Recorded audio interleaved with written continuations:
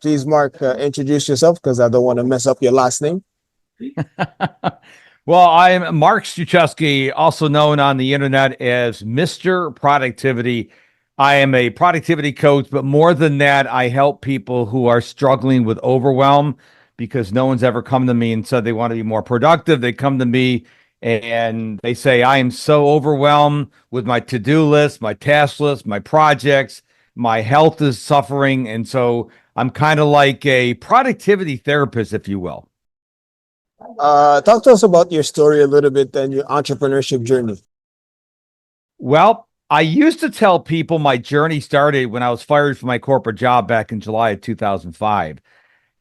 I was kind of confused what I should do next. And I decided instead of going back to the corporate job, I would go out on my own. It's called solopreneurship. But I really didn't start as a productivity coach then, because I'm an only child and I was born in 1965 and I was raised in the 1970s by parents who they immigrated many years ago, not my parents, but their parents immigrated from over in Europe. And I was expected to do chores and to do my homework. So I was known as a latchkey kid. And what that means, if your listeners are not familiar with this, that means I would have a key to my house. And when I came from school, I would be home before my parents, and I had better have my chores done correctly and my homework done before my mom and dad walked in the house. If I was outside playing with my friends and that stuff wasn't done, I would be in trouble. And so that is the foundation. We didn't know that I would be Mr. Productivity years in the future, but that is my foundation. So as I was going through my corporate career, I was in inventory control management. It didn't light me up. I was bored. I was frustrated. And then in July 2005, I was fired from my job. And then I became a solopreneur. And it really opened my eyes to the possibilities, because we all get one life. We get one shot at this thing called life. And I wanted to do something that lights me up. Now, I'm not rich like Elon Musk, but I can tell you I am truly happy. I wake up every day. I love what I do. What do you attribute your success to? Persistence and consistency. So I wake up every day with a lot of joy. Think back when you were a child and you believed in Santa Claus and you couldn't wait to see what Santa brought you for Christmas. That's the way I look at life. I wake up every day excited. And my podcast has over 1,300 episodes. How did I get that many episodes? Consistency, persistence. I didn't hope it got done. I actually did the work. I'm a daily runner. I've run every day at least 1 mile for almost 7.5 years. How do I do that? Consistency. I show up every day. If you want to succeed in this life, you have to be consistent. And when I'm saying consistent, I don't mean Monday, Thursday, Tuesday, Friday. I mean Sunday, Monday, Tuesday, Wednesday, Thursday, Friday, Saturday. You don't make excuses. If you look at the most successful people in our world today, Elon Musk, Bill Gates, Barack Obama, Oprah Winfrey, whatever the name you come up with, they didn't get to where they are by making excuses. And yet I run into people every day and they say, well, I can't figure it out. I'm like, well, tell me why. And as I start talking, they start talking about, oh, I can't because of this or because of that. And I'm like, those are just excuses. We as a human race have to learn to overcome our excuses, because your excuses are not going to take you to the promised land. You talk about your failures and some setbacks. Talk to us about that. Well, obviously, my biggest failure was getting fired from my job. But I naively thought when I became a solopreneur back in 2005 that I would be the next Elon Musk. I'm like, here comes the money. Here comes the millions. Here comes the billions. And I'm like, man, I'm going to buy a mansion. I'm going to buy a private jet. Well, guess what? No one cared, because who's Mark Struczewski? What's his name? No one cared. So I didn't realize that when I became a solopreneur, the amount of work that I had to do. I had to get out of the mindset Oh, Monday through Friday, 9 to 5, or Monday through Friday, 8 to 5. Oh, I work Saturdays. I work Sundays. I work on holidays. I work on vacations because I'm not where I want to be yet. So how can I take a day off? And a lot of people become solopreneurs and they're like, "Oh, great, I'm my own boss and I'm just going to work 8 to 5 Monday through Friday and take 3-day weekends." I said, "You're not going to succeed. You are not going to succeed because you're not willing to sacrifice." I'm like 18, 19 years into this journey now. I still am not a billionaire. I'm not even a millionaire yet because I've got to put the reps in. Everybody who's successful put the reps in. Now, unless you're a trust fund baby, you have to put years of hard work in. And even when you get to that level, you look at a lot of the successful people, they haven't rested. They're still working it every day. How long do you have the podcast? I launched it on July 7th, 2017, because in the spring of 2017, I heard Gary Vaynerchuk say the future is voice and audio, and everybody needs to have a podcast. And unlike a lot of people that probably heard him say that, I actually went to Google and typed in those words, "How do I start a podcast?" And I actually did the work and launched it on July 7th, 2017. I have over 1,300 episodes. I'm approaching 7.5 years now. Are you using the podcast as a podcast business or to help your business? My podcast is a lead magnet. So I look at my podcast as a lead magnet. So people hear the podcast because let me put it this way. When I was growing up in the 70s and 80s, it took 3 to 7 touches for someone to hire you. Now I've heard anywhere from 15, 1-5, to 50, 5-0. And so people aren't just going to give you money. I wish that would be the case, but it's not true. So people don't even like giving you their email address. So a really easy way for people to take me out for a test drive without me even knowing who they are is they follow my podcast on Spotify or Apple Podcasts or wherever. That way they can test me out. I don't know who they are, but they're getting value. After I prove myself for a while, and a while could be 1 episode, it could be 100 episodes. They go, let me go to his website. Oh, let me sign up for his email newsletter. And so every one of these touch points gets me closer for them saying, okay, I've been following you for a while. And this is how most of my clients come to me. They've been following me for a while. I'm like, okay, I need help. You've proven you could help me. So let's work together. It's a long process. Everybody gets into podcasting or starting a YouTube channel or TikTok channel. They think that the money's going to come instantly. The odds of that happening are really slim. So what would you say to someone who's thinking about starting a podcast? Don't do it for the money. Do it because you want to serve people. And for goodness sakes, have fun. I have a ton of fun on my podcast. I tell my guests, don't, this is not a sterile professorial podcast. Come and have fun. Let your hair down. Of course, I don't have any hair, but I think if you go into the podcast with, I'm going to have fun, I'm going to learn, I'm going to meet really cool people. If you do interviews, it's going to be a lot better because most people quit at or before 7 episodes. So if you want to have 1,300 episodes, you can't go into it for the money first. So you're a coach. So how do you work with clients? Right now, I work with them one-on-one. And because I own my business, I'm not one of these coaches that says, okay, I'll work with you 2 calls a month for 6 months. What I do is I get on a first call with them, and this is before we even start the coaching relationship. And I'm saying, okay, what do you want? And I want them to really nail down for me, what do they want? Because if someone gives me a vague answer to that, I can't help them. I want to be more productive. What does that mean to you? See, if you weigh 300 pounds and you wanted to get down to 200, well, that's something we can measure. But how can we measure that you're getting more productive? So that first call is all about clarity. What do you really want? And people come to me and they think, oh, I'm clear. No, you're not. You don't have clarity, because as I start talking to them, at first they have really quick answers, but as the conversation goes on, I hear a lot of silence. They're like, wow, never thought about that before, because they've been on autopilot their entire lives. Now a coach is holding them accountable, and I'm like, okay, tell me what you want.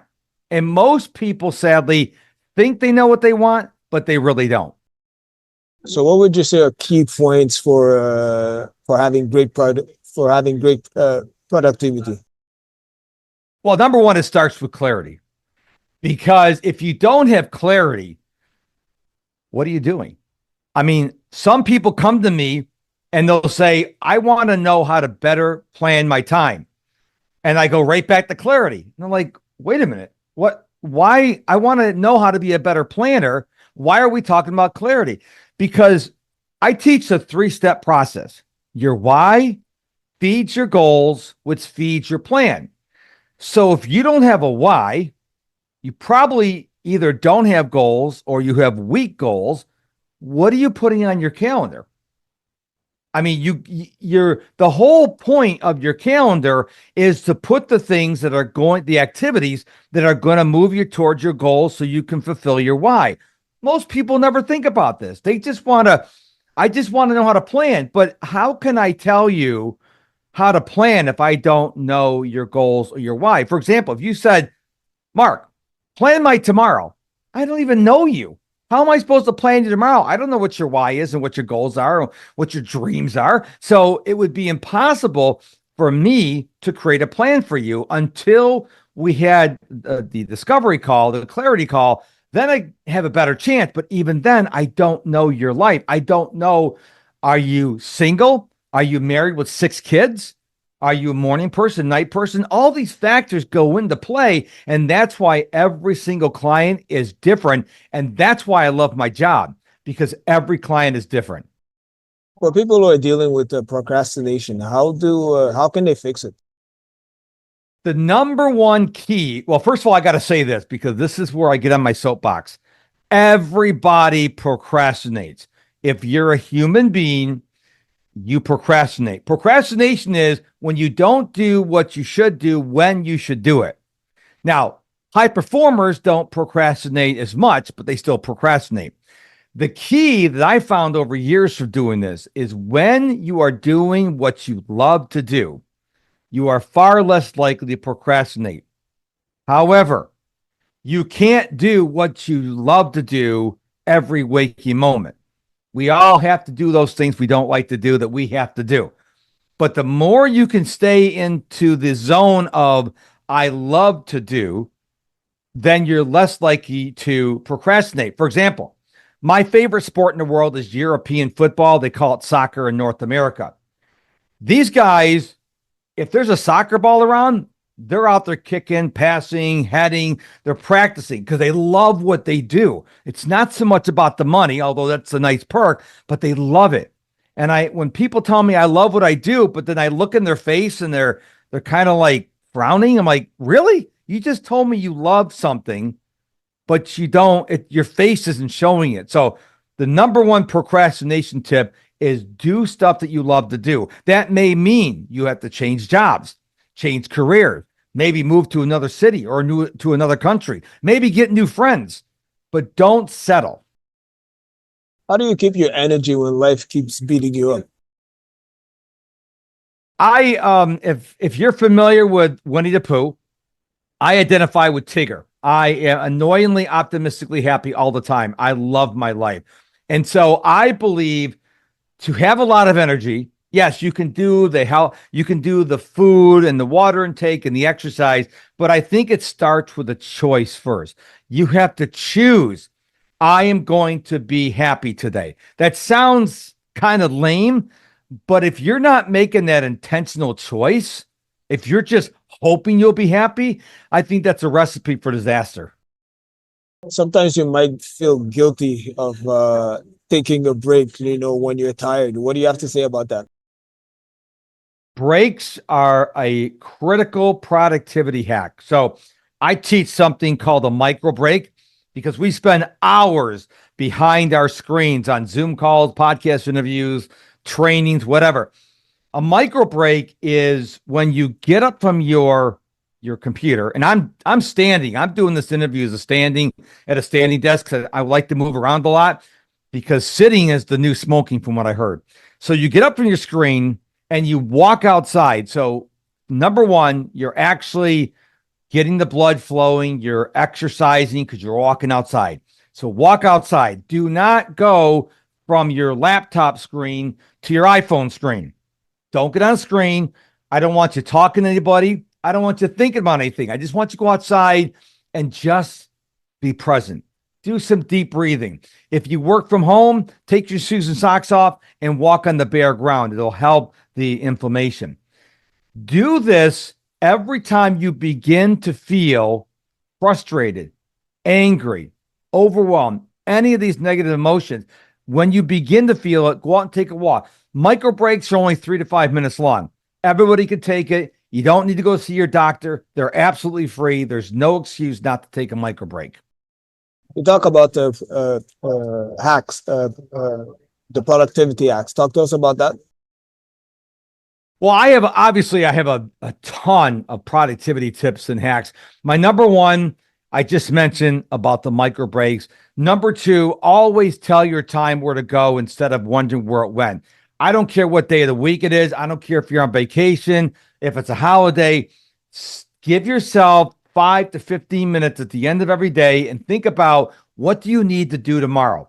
So many people are going through life and they're just like reactively, whatever happened, I'm just going to wing it. Don't wing it. You know what your goals are. You know what your why is.